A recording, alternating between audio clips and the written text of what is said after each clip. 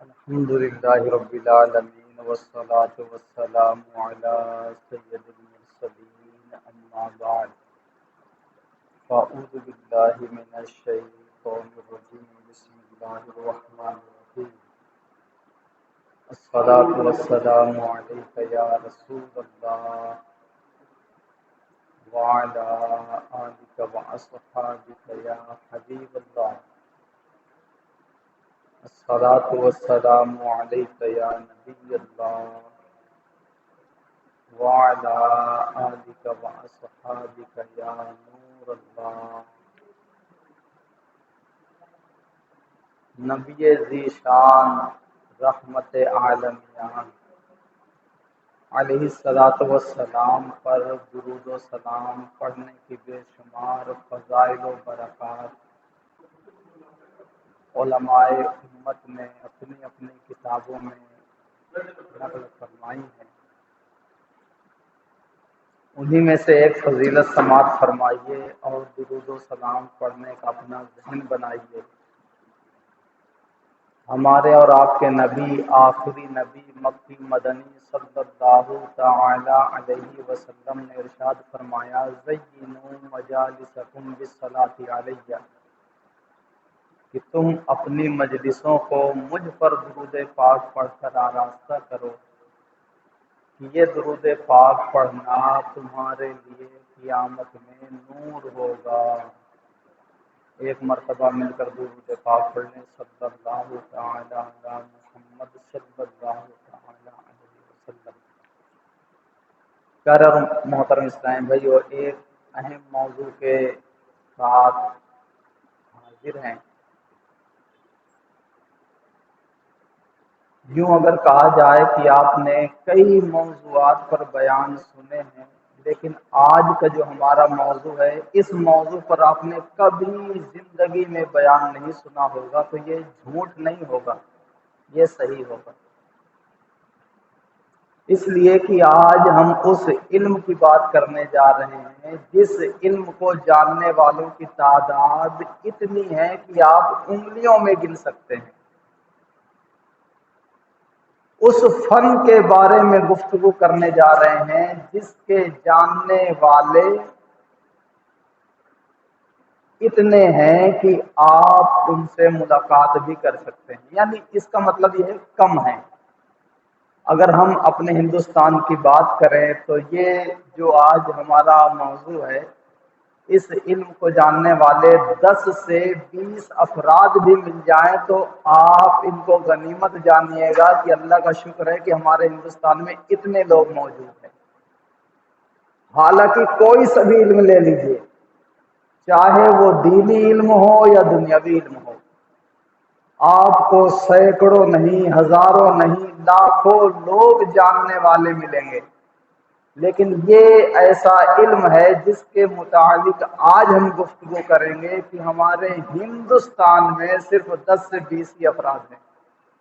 آپ کہیں گے وہ کون سا موضوع ہے صاحب؟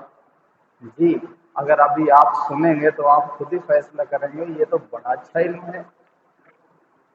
اچھا، اس علم کو لوگ کیوں نہیں سیکھتے، اتنے کم کیوں پائے جاتے ہیں؟ اس لیے کہ اس میں بہت دشواری ہے، بہت ساری پیچیدگی ہیں، جس کی بنیاد پر اس کو مشکل بنا دیا گیا، اور مشکل ہونے کی وجہ سے لوگ اس کو سیکھنے سے کتراتے ہیں. حالانکہ ہم لوگ کہتے ہیں کہ یہ انگریزوں کا علم ہے، یہ انہوں نے ترقی کی، انہوں نے یہ کیا، انہوں نے یہ کیا. یہ جب آپ مکمل بیان سنیں گے نا، آپ کہیں گے یار ہمارا اسلام ہمیں اس کا بھی علم دیتا ہے. جی ہاں، اللہ تعالی، ہمارا رب، ہمارا اسلام، ہمارے نبی اس کا بھی علم دیتے ہیں. اچھا، یہ علم ہے کون سا علم؟ تو اس علم کا نام ہے علم توحید اور علم حقیقت. علم توحید اور علم حقیقت. شاید اس علم کا نام بعضوں نے پہلی مرتبہ سنا ہو. علم توحید کیا ہے، علم حقیقت کیا ہے؟ جی ہاں صاحب، یہ بھی ایک علم ہے. اور اگر ہم بات کریں اعلیٰ حضرت رحمۃ اللہ تعالیٰ علیہ کی، تو اعلیٰ حضرت رحمۃ اللہ تعالیٰ علیہ اس علم کو صرف جاننے والے نہیں تھے، اس علم کے ماہر تھے۔ اچھا، اس علم کا فائدہ کیا ہوتا ہے؟ اس علم کا آخرت کا فائدہ یہ ہوتا ہے کہ اللہ کی معرفت حاصل ہوتی ہے۔ اس علم سے کیا ہوتا ہے؟ اچھا، اس علم کو حاصل کیے بغیر اللہ کی جو معرفت، اللہ کی پہچان حاصل کرتا ہے، اس کے متعلق امام غزالی کیا فرماتے ہیں سنیے۔ آپ فرماتے ہیں علم حقیقت کے بغیر اگر کسی نے اللہ کی معرفت حاصل کرنی چاہی تو اللہ کی معرفت حاصل کرنے میں وہ نامرد ہے۔ جس طرح ایک آدمی نامرد ہو اور وہ سوچے کہ میں اولاد پالوں، میں باپ بن جاؤں، تو کیا اس کے لیے ممکن ہے؟ نہیں نا بھائی، تم نامرد ہے، تیرے اندر وہ چیزیں ہے ہی۔ مرد ہو اس کے یہاں بچہ پیدا ہونا مشکل ہی نہیں، مشکل ترین ہے، وہ باپ بن ہی نہیں سکتا۔ امام غزالی فرماتے ہیں جس نے علم حقیقت کے بغیر اللہ کی معرفت حاصل کرنی چاہیے وہ اللہ کی معرفت میں کیا ہے؟ نامرد ہے۔ اتنا اہم علم ہے۔ اچھا، یہ تو آخرت کا فائدہ ہو گیا، دنیا کا فائدہ کیا حاصل ہوگا؟ دنیا کا فائدہ یہ حاصل ہوگا کہ علم توحید اور علم حقیقت جب آپ کو سمجھ میں آ جائے گا، آپ اس کو جاننے لگیں گے، تو یہ ہمارے معاشرے میں، ہماری زندگی میں، ہماری زمین میں واقعات رونما ہوتے ہیں، یہ دن اور رات کیسے ہوتے ہیں، یہ سردی اور گرمی کیسی ہوتی ہے، یہ سورج اور چاند کہاں چلے جاتے ہیں، ہمیں کچھ وقت نظر آتے ہیں، اس کے بعد ہماری نظروں سے غائب ہو جاتے ہیں، ہماری زمین کی حقیقت کیا ہے، سورج کی حقیقت کیا ہے، چاند کی حقیقت کیا ہے۔ اچھا، بہت لوگ بات کرتے ہیں کہ سورج ہمارے زمین سے کتنا بڑا ہے، یہ علم بتائے گا۔ ہماری زمین سے سورج کتنے کلومیٹر کے فاصلے پر ہے، یہ علم بتائے گا۔ چاند ہماری زمین سے کتنا بڑا ہے، یہ علم بتائے گا۔ چاند کتنی دور ہے ہماری زمین سے، یہ بتائے گا۔ دیگر سیارے جو 9 سیارے ہیں وہ کتنے بڑے ہیں، کتنی دوری پر ہیں، پھر ہماری زمین کتنی بڑی ہے، ہماری زمین گول ہے کہ چوکور ہے، یہ علم بتائے گا۔ ہماری پوری زمین کی پیمائش اگر کی جائے تو کلومیٹر کتنا بنتا ہے، بیٹھ کر آپ یہیں سے بتا دیں گے۔ اچھا، اس علم کا فائدہ یہ ہوگا، آپ آگرہ میں بیٹھے ہیں، آپ کو دلی کے بارے میں معلوم کرنا ہے کہ دلی ہمارے آگرہ سے کتنے کلومیٹر ہے، یہ علم بتائے گا۔ آج ہم گوگل میپ وغیرہ کے ذریعے سے، سافٹ ویئر کے ذریعے سے، موبائل کے ذریعے سے ڈالتے ہیں دہلی اور پتہ چل جاتا ہے کتنے کلومیٹر ہے، لیکن پہلے کے لوگ کیسے پتہ کرتے تھے؟ اچھا، اس میں اور کیا پتہ چلے گا؟ دن اور رات کیسے بنتے ہیں، یہ علم بتائے گا۔ دن کبھی چھوٹے کبھی بڑے کیوں ہوتے ہیں، یہ علم بتائے گا۔ رات کبھی چھوٹی کبھی بڑی ہوتی ہے نا، یہ علم بتائے گا۔ سردی اور گرمی کب ہوتے ہیں اور کیوں ہوتے ہیں، تو ہم دیکھتے چلے آ رہے ہیں دسمبر، جنوری، فروری اور مارچ کا آدھا مہینہ کیا ہوتا ہے؟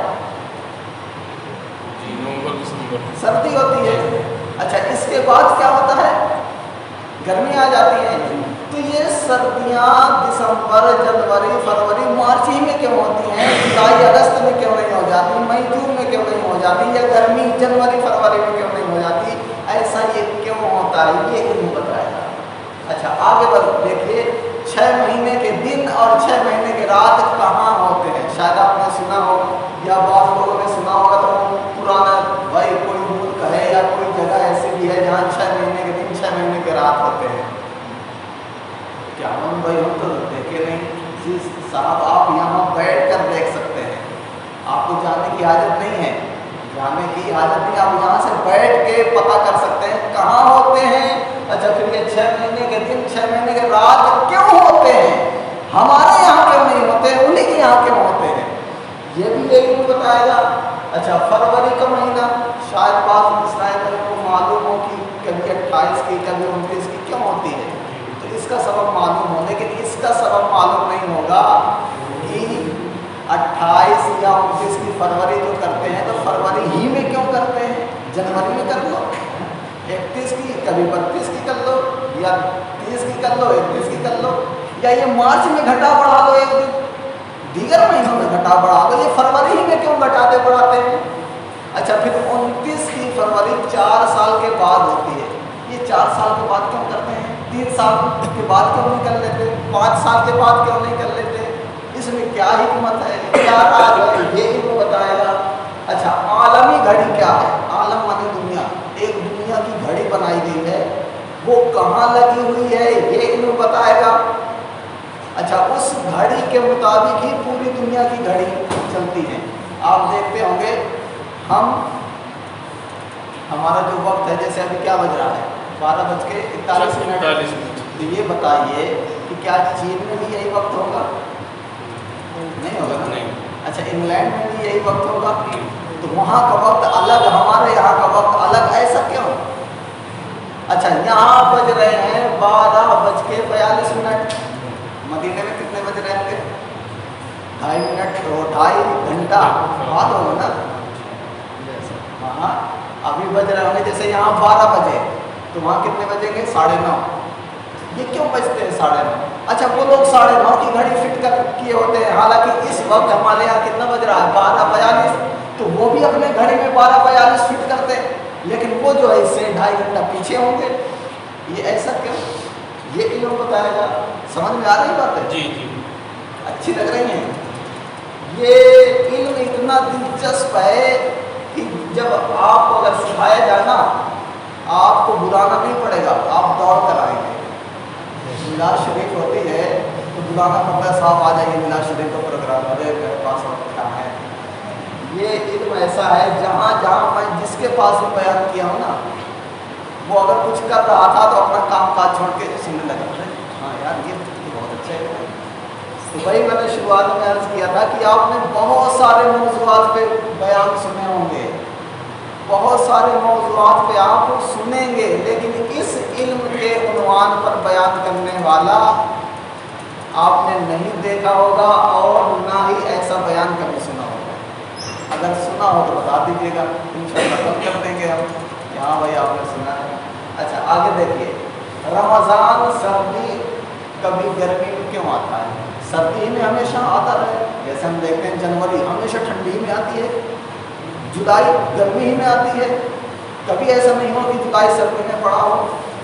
تو یہ رمضان کا مہینہ کبھی سردی میں کبھی گرمی میں کبھی بارش میں کبھی جنوری میں تو کبھی فروری میں تو کبھی مارچ میں کبھی اپریل میں یہ گھومتا کیوں رہتا ہے یہ علم بتاتا ہے اچھا ہر ملک کی گھڑی کا وقت الگ کیوں ہوتا ہے اس پہ تو گفتگو ہو چکی ہمارے یہاں تو جیسے 1 بج رہے ہیں تو مدینہ شریف میں کتنے بج رہے ہوں گے 11:30 اچھا آگے بڑھو قبلہ کی سمت معلوم کریں یہ بہت مشکل امر ہے نماز پڑھنا ہے مسجد نہیں ہے کوئی مسلمان نہیں ہے اب کدھر نماز پڑھیں حالانکہ شریعت نے کہا ہے کہ اپنے دماغ میں سوچو جدھر قبلہ ہونا تمہیں یقین کے ساتھ دل جم جائے اسی طرف نماز پڑھ لو نماز ہو جائے گی لیکن اگر آپ کو معلوم کرنا ہے کوئی اوزار بھی نہیں ہے کیسے معلوم کریں گے اچھا چلو بھائی یہ تو تعبیر کر لیں گے لیکن مسجد نہیں بنانی ہے تو اس میں تعبیر کریں گے کیا اس میں تعبیر کریں گے تو جتنے لوگ نماز پڑھیں گے سب کی نمازیں ہی تم لیٹ ڈالو گے اب مسجد بنانے کے لیے تو قبلہ کی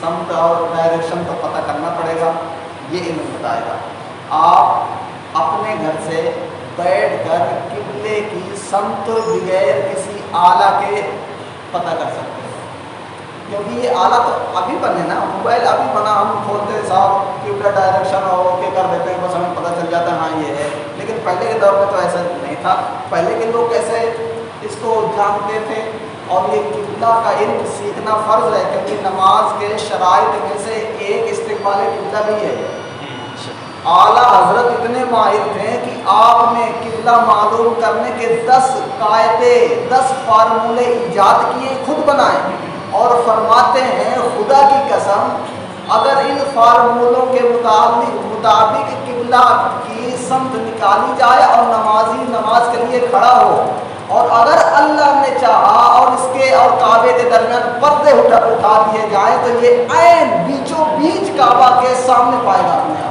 آپ ایک تو یہ ہے جیسے یہ کعبہ ہے یا یہ جو ہے اس کی جانب مجھے رخ کرنا ہے ایک تو یہ ہوتا ہے کہ اس طرف ہوں یہ اس طرف ہے میں اس طرف ہوں حالانکہ شریعت میں 45 درجے، 45 ڈگری کے ادھر 45 ڈگری کے ادھر اگر اندر نماز پڑھی نماز ہو جائے گی۔ عین کعبہ کی طرف رخ کرنا ہمیں ضروری نہیں ہے، یہ مکے والوں کے لیے ہے، اور وہ بھی مکے والوں میں کون؟ جو مسجد الحرام میں ہیں، جن کے اور کعبے کے درمیان کوئی فاصلہ نہیں ہے۔ تو اعلیٰ حضرت فرماتے ہیں ایک دم عین سیدھ میں پائے گا، یہ ناک ہے نا، یہ ناک ہمارے سیدھ میں ہے، ایک دم سیدھ میں پائے گا اگر اللہ نے کیا کر دیا؟ اٹھا دیا پردے۔ اچھا سو آپ یہ پردے تو اٹھانے سے رہے، کہیں ایسا لگتا ہے اعلیٰ حضرت کی بات غلط نہ ہو، دعوت تو ہر کوئی کر دیتے ہیں، لیکن مکے سے یہاں تک کہ پردے کس کے لیے ہوتے ہیں؟ ہم کیا اللہ کے ولی ہیں؟ تو ہو سکتا ہے اعلیٰ حضرت نے یہی فضول میں کہہ دیا ہو اپنی علمیت کی دھاگ بٹھانے کے لیے، معاذ اللہ۔ میں معترضین کی جانب سے یہ سوال کر رہا ہوں، تو میں کہتا ہوں کہ آپ چھوڑیے، اعلیٰ حضرت کے یہ جو 10 فارم ہو گئے نا، اس سے صرف کعبہ ہی کی سمت معلوم نہیں کر سکتے، آپ یہاں بیٹھ کر اپنے گھر اور آپ کا بھائی یا آپ کے والد جہاں پر گھر میں موجود ہے نا، اس کی بھی ڈائریکشن معلوم کر سکتے ہیں۔ تو آپ ایک آدمی کو یہاں بٹھائیے، ایک آدمی کو وہاں بٹھائیے، پھر ان فارمولوں کے ذریعے سے نکالیے، آپ کا رخ ایک دم عین اسی کے رخ پہ ہوگا۔ اگر یہ صحیح ہوگا تو پھر جان لینا کہ یقیناً اعلیٰ حضرت کی بات صحیح ہے، اگر یہ صحیح نہیں ہے تو پھر لا دیجیے گا۔ تو یہ کیا بتائے گا؟ یہ علم بتائے گا۔ اچھا آگے دیکھیے، کہیں روزے بڑے کہیں چھوٹے ہوتے ہیں۔ ہمارے یہاں ہندوستان میں جیسے 12 گھنٹے کے، تو بھائی انگلینڈ میں تو 21 گھنٹے کے روزے ہوتے ہیں۔ یہ تو الگ سی بات ہے کہ کبھی روزے چھوٹے ہوتے ہیں کبھی بڑے، تو وہ تو اس میں آ جائے گا کہ دن اور رات چھوٹے بڑے کیوں ہوتے ہیں۔ تو جب دن چھوٹا ہوگا تو روزہ چھوٹا ہوگا، جب دن بڑا ہوگا تو روزہ بڑا ہوگا۔ لیکن دن آج ہی کا ہے، تاریخ آج ہی کی ہے، ہمارے لیے 12 گھنٹے کا روزہ، انگلینڈ والوں کے لیے 20 گھنٹے کا روزہ۔ یہ کیوں؟ یہ دنیا میں رہتے ہیں، وہ بھی مسلمان ہیں، وہ بھی رمضان کا مہینہ پائے ہیں۔ ہاں یہ ہوگا کہ 1 تاریخ 2 تاریخ کا ایک دن کا فرق ہوگا کہ ہمارے یہاں 1 ہوگی تو ان کے یہاں 2 ہوگی، لیکن جب بیچ رمضان میں آئے گا تو ہمارے یہاں 15 ہوگا، ان کے یہاں 16 ہوگا۔ ہے تو رمضان نا، یہ ان کے لیے بڑا روزہ، ہمارے لیے چھوٹا روزہ، ایسا کیوں؟ یہ علم بتائے گا۔ اچھا آگے دیکھیے، ایک شہر کے نمازوں کے اوقات دوسرے شہر سے جدا کیوں ہوتے ہیں؟ آپ یہ دیکھتے ہیں، پھر اس میں لکھا رہتا ہے دلی والے اتنے منٹ بڑھا لیں، کانپور والے اتنے منٹ گھٹا لیں، ایسا کیوں ہوتا ہے؟ اچھا سورج 1 گھنٹے میں کتنے کلومیٹر کا سفر کرتا ہے؟ یہاں بیٹھے بیٹھے آپ بتا دیں گے۔ 1 منٹ میں کتنے کلومیٹر کا سفر کرتا ہے؟ یہاں بیٹھے بیٹھے بتا دیں گے۔ 1 سیکنڈ میں کتنے کلومیٹر کا فاصلہ طے کرتا ہے؟ بیٹھے بیٹھے بتا دیں گے۔ یہی حساب آپ چاند کے بارے میں بتا سکتے ہیں، ہماری زمین کتنے کلومیٹر پر محیط ہے، اس علم کے بارے میں، اس علم کے ذریعے بتا دیں گے۔ اچھا پھر آپ نے سنا ہوگا سائنسدان پیشن گوئی کرتے ہیں، فلاں تاریخ کو فلاں دن فلاں وقت میں چاند گرہن ہوگا۔ ہم سوچتے یار یہ تو بڑے علم والے ہیں، ارے کچھ علم والے نہیں ہیں، ہمارے اسلام نے بتایا ہے، اسی سے روشنی لے کر انہوں نے سیکھا ہے۔ آپ کہیں گے یہ کیسے؟ تو آپ یہ بتائیے کہ آپ 1000 سال پیچھے چلے جاؤ، کوئی سائنسدان تھا انگلینڈ میں، امریکہ میں تھا، جیسے ہم لوگ زندگی گزار رہے تھے 1000 سال پہلے وہ بھی گزار رہے تھے نا، ان کے پاس کچھ علم نہیں تھا، لیکن اسلام کے پاس علم تھا۔ جس وقت علماء فرماتے ہیں کہ جس وقت انگلینڈ اور امریکہ کے لوگ لکھنا سیکھے تھے نا، اسلام کے علماء نے لاکھوں کتابیں لکھ چکے تھے۔ وہ بھی لکھنا سیکھ رہے ہیں، ہمارے علماء نے لاکھوں لاکھ کتابیں لکھ دی، بخاری لکھ گئی، مسلم لکھ گئی، اور اس کا حدیثوں میں بھی تذکرہ ملتا ہے۔ کیونکہ دیکھیے چاند اور سورج کا علم ہمارے اسلام نے اس لیے رکھا ہے کہ ان سے ہماری عبادتیں وابستہ ہیں۔ تو ہماری نماز، ہمارے روزے تو 1400 سال پہلے کے ہیں، کہہ دو کہ ابھی کے ہیں کیا؟ دیکھو چاند کب نکلتا ہے، کب ڈوبتا ہے، کب نکلے گا، یہ مہینے کی ابتدا ہوتی ہے۔ ہمارے اسلامی مہینہ کو کتنا ہو گیا؟ 1442 ہجری چل رہی ہے، تو 1442 سال ہو گئے۔ تو پتہ چلا چاند کے بارے میں پہلے ہمیں علم اسلام نے دیا، تبھی تو ہم پتہ لگا پائیں گے۔ اچھا یہ نمازیں کب فرض ہوئی؟ شب معراج میں، हिजरत से पहले, अभी सरकार ने हिजरत नहीं फरमाई, मक्के ही में है, मेराज हुई, मेराज में 5 नमाजें फ़र्ज हुई ना। अच्छा, नमाज फ़र्ज हुई तो क्या इस्लाम कहता है कि 5 नमाजें पढ़ो, तो किस वक्त पढ़ना है नहीं बताता। जैसे कुरान में है ज़कात दो, आप कुरान में ढूंढेंगे ज़कात का इल्म नहीं मिलेगा, कितनी देनी है, कितनी फ़ीसद देनी है, ये आपको हदीस में मिलेगा। तो इसी तरह अल्लाह ने फरमाया अकीमुस्सलाह, नमाज कायम करो। अब 5 नमाजें कायम करना है, 5 नमाजें पढ़ना है, वक्त क्या है कैसे मालूम करेंगे, हदीसों में आया है। तो पता चला इसका इल्म तो 1442 साल से भी ज़्यादा पुराना है। अच्छा आगे बढ़ो, चांद कभी 29 का कभी 30 ही का क्यों होता है, 27 को क्यों नहीं दिख जाता हमको, 28 को क्यों नहीं दिख जाता, समझ में आ रही बात जी। 29 ही को क्यों दिखता है, अच्छा 29 को नहीं दिखता तो 30 को यकीनी दिख जाता है, इसमें क्या हिकमत है। अच्छा वो कौन से फार्मूले हैं, कायदे हैं जिनकी मदद से हम भी पेशन गोई करते हैं कि कल चांद नज़र आएगा या नहीं आएगा। इस्लाम ने हमें ऐसे भी कवायद दिए हैं, मगर ये कवायद पर हमारी इबादतों का इन्हिसार नहीं है। यानी हिसाब के ज़रिए से हम पता तो लगा सकते हैं कि चांद दिखाई देने के काबिल है कि या नहीं है। जैसे एक आदमी के आने का फुल इम्कान है, उसने टिकट भी बना लिया है आगरे का, ट्रेन में बैठ भी गया है, तो आप कहते कि नहीं वो अब साको आएगा ही आएगा, बस 8 बजे ट्रेन यहाँ पहुँचेगी, वो 8 बजे आ ही जाएगा। तो क्या ये मुमकिन नहीं है कि ट्रेन रुक जाए। कोई रोड जो है रेल की पटरी में धरना ही रख दे तो रोकनी पड़ेगी, तो रुक जाएगी, तो क्या वो 8 बजे आ जाएगा, नहीं आएगा ना। तो कवायद तो बताएंगे कि चांद नजर आने के इम्कान है, दिख सकता है, लेकिन बादल आ गए तो दिखेगा। तो इस्लाम ने फार्मूलों और कवायद और हिसाब किताब पर मदार नहीं रखा, रूयत पर रखा है, रूयत में देखना। तो ये बताइए कि ये इल्म आपको कैसा लगा। बहुत अच्छा। कौन कौन इस्लाम में सीखना चाहेंगे इस इल्म को। अच्छा इस इल्म को, अब ये सवाल मैंने लिखे हैं, अज़ान होने लगी 15 है, कम बेश 200 से ज़्यादा सवालों के जवाब मैंने जो है तैयार किए हैं और बड़े दिलचस्प। अब इसमें जो है नमाज़ों के औकात आ जाएंगे, वक्त ख़त्म हो रहा है। ये जो नक्शा हमारा नमाज़ों का बना ना, फजर का वक्त कब शुरू होगा, कब ख़त्म होगा, सहरी का वक्त कब शुरू होगा, कब ख़त्म होगा, गुरूब कब होगा, मगरिब का वक्त, असर का वक्त, ईशा का वक्त, ये निकालते हैं ना, ये 100 साल पुराने हैं। सबसे पहले हिंदुस्तान में इस तरह का नक्शा 12 माह का अल्लामा ज़फ़रुद्दीन बिहारी जो आला हज़रत के खलीफा है उन्होंने लिखा था। इससे पहले कैलेंडर नहीं चलते थे। अच्छा इन्होंने लिखा तो इन्होंने बताया भी था। अब देखो ये कैलेंडर नज़र आ रहा ना, वो आगे पीछे इबारत जो आपने लिखी थी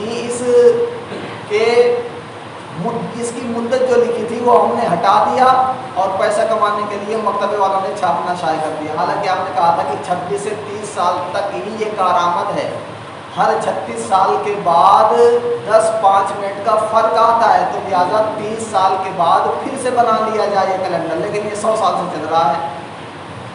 ये इनमें तौकीद से हमें आएगा कि हम नमाजों के औकात कैसे निकाल सकें। अच्छा ये जो कोर्स कर लेता है उसके अंदर ये सलाहियत पैदा हो जाती है कि ये कैलेंडर वो अपने हाथ से बना लेगा। फजर का वक्त कब शुरू होता है, कब ख़त्म होता है ये। अच्छा ये कोर्स कितने दिन का है, ये कितने महीने का है, कितने साल का है।